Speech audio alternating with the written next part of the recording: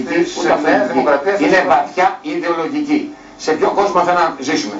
Στον κόσμο εκείνο που απαγορεύει την προσευχή στα γεφωνία, απαγορεύει τον εθνικό ύμνο, σας παρακαλώ κύριε, την προσευχή, την παρέλαση. Ποιον?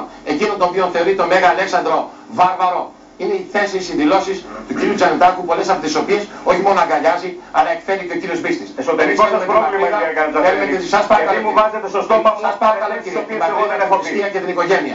Επειδή άφησε κάποια υπονοούμενα να πω ότι έχω πράγματι τη μεγάλη χαρά να είμαι ίσως ο μόνος από τις οικονομάρχες που έχω 2 Εβραίους στο ψηφοδέλτιό μου. Αυτό για κάτι πήγε να περάσει τάζει τον κύριο Μπίστης. Τι τράζει? Και αυτή δεν κάνει δύναμη και θάρρος. Και μάλιστα ο Αρών για τον πρώην Υφυπουργό. Για τον πρώην Υφυπουργό έχετε κάνει εξωτερικό. Βεβαίως, ο Πρωθυπουργός το κρύβει. Ο Αρών Ιωάννης δεν το κρύβει. Αυτή είναι και η διαφορά.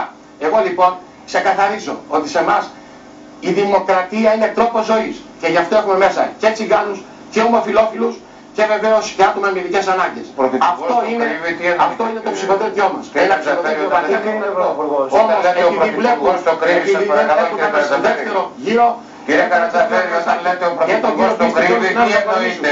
Γιατί θέλουν τον Τζανετάκο απέναντι. Τι εννοείτε όταν λέτε ο Πρωθυπουργός το κρύβει, για να μπορέσει να πάρει κυρία γεννηματά. Τι εννοείτε, κύριε Καρατζαφέρη, όταν λέτε ο Πρωθυπουργός το κρύβει? Είναι η ημιτασιόν λύση του Πασόκ. Επομένως λοιπόν εμείς θα πολεμήσουμε για την δημοκρατία. Σας παρακαλώ. Τι εννοείτε όταν πρέπει να απαντήσετε νομίζω. Μιλάτε για τον Έλληνα Πρωθυπουργό.